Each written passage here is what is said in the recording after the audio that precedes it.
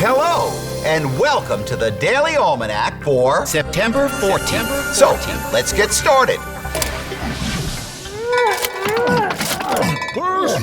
This day is history! On this day in history, September 14th, 1716, Boston Light, the first lighthouse in America, was first lighted just before sunset. Located on Little Brewster Island to mark the entrance to Boston, Massachusetts harbor, the lighthouse has guided ships since then. Boston Light was blown up by the British in 1776, but rebuilt in 1783 by Governor John Hancock. Also, on this day in 1814, Francis Scott Key wrote the Star-Spangled Banner after witnessing the British bombardment of Fort McHenry in Maryland during the War of 1812. Congress did not officially recognize the song as the official national anthem until 1931. The tattered flag that flew at Fort McHenry on that day has been on display for many years at the Smithsonian Institution. And on this day in 1948, ground was broken in New York City for the United Nations World Headquarters. The United Nations was founded after the end of World War II in the hope that it would act to intervene in the conflicts between nations and thereby avoid war.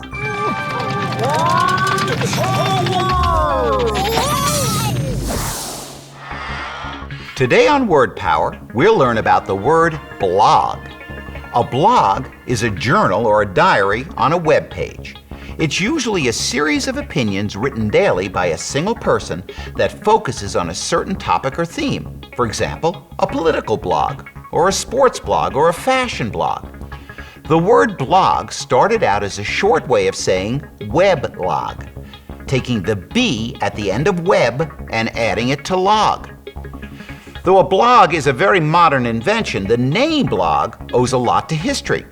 For hundreds of years, ships' captains wrote down daily records of their speed and progress. These records were written in what was called a ship's log. Hey, maybe we should call that a splog. Anyway, the person who writes the blog is called a blogger. If you are part of a group that keeps up with a blog and shares your thoughts about it, you live in Blogistan.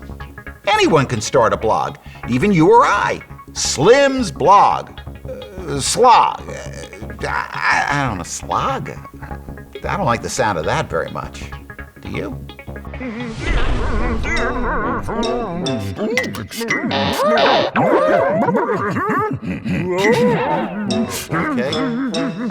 Today on Extremes, we ask, what is the world's largest lake? The answer is the Caspian Sea. You see, even though it's called a sea, the Caspian is really considered a salty lake because it's completely surrounded by land. The Caspian Sea is 143,200 square miles, or 370,886.29 square kilometers. The next three largest lakes are located in the United States and Canada. They're all freshwater lakes. In order of size, they're Lake Superior, Lake Huron, and Lake Michigan. Health tips. In caveman times, life was rougher. To survive, folks were tougher, up and moving on their feet, searching for some food to eat, or running fast and being chased by saber-tooths who liked their taste. If they wanted to escape, they had to be in tip-top shape. Our ancestors had to work hard to find food and avoid danger. They didn't have machines to help them get things done. They had to depend on their own muscle power. If they wanted to visit friends in faraway caves, they had to walk.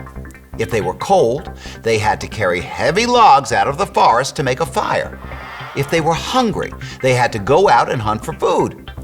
Today, things are a little different. If we want to talk with friends in the next town, we call them on the telephone.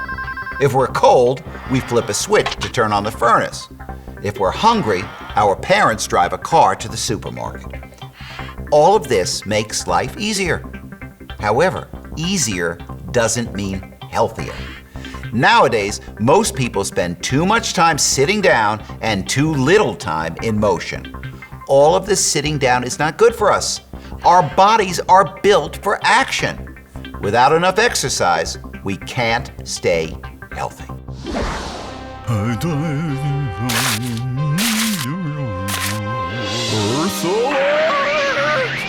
We human beings have the technology to change the temperature of our homes. We can make them cooler with air conditioning or warmer with heat. But each degree difference between the temperature inside and the temperature outside uses energy.